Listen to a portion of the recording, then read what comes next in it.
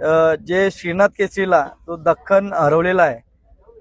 जेवढे अखंड महाराष्ट्रातील जे फॅन फॅमिली कुटुंब असेल, सांगली असेल जिल्हा, त्याच्यानंतर कर्नाटक असेल, या आजूबाजूच्या सातारा जेवढे परिसर आहेत आपले,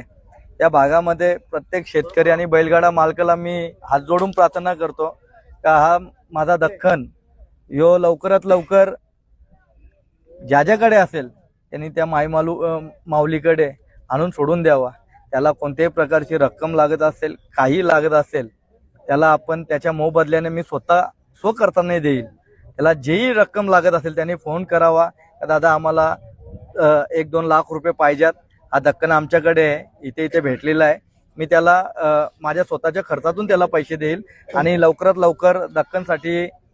जेवढे आपली फॅन फॅमिली कुटुंब असेल प्रत्येकाने तो दख्खन शोधून द्या, हीच मी सगळ्यांना प्रार्थना करेल हात जोडून। आणि लवकरात लवकर दख्खन त्यांच्या दावणीला पुन्हा एकदा त्याच दावणी